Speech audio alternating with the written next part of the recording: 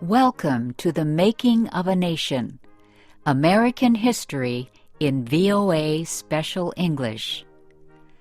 A new leader stood before the American people on March 4th, 1913.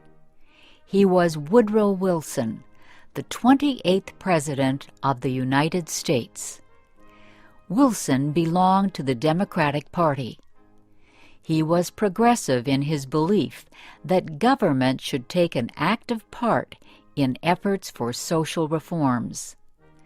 This week in our series, Kay Gallant and Harry Monroe begin the story of Wilson's presidency.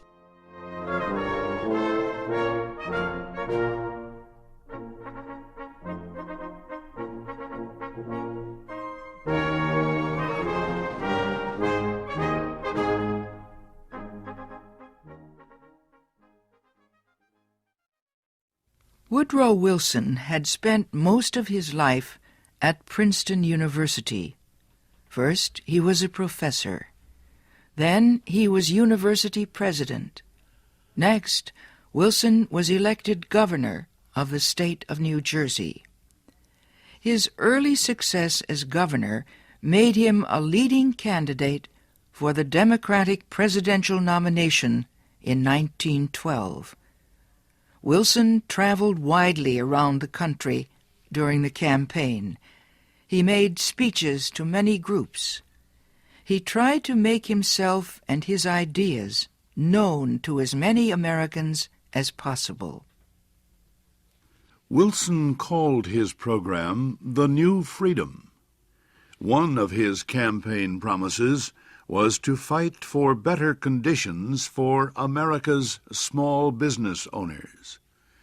Such proposals helped him win the Democratic nomination for president.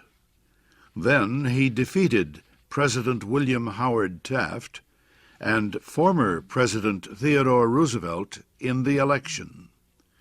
Woodrow Wilson, the former president of a university, had become the president of a nation. The largest crowd in Washington, D.C.'s history welcomed Wilson outside the Capitol building on the day of his inauguration. He called on the American people to join him in making the country a better place. "Our duty," Wilson said, "is to correct the evil without hurting the good. I call all honest men, all patriotic, all forward-looking men to my side."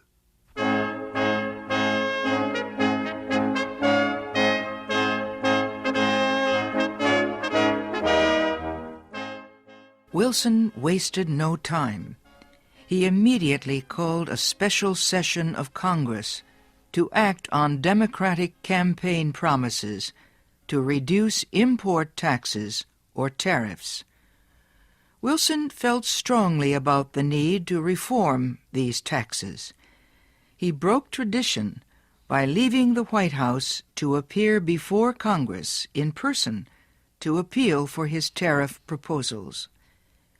Many members of Congress opposed Wilson's plans.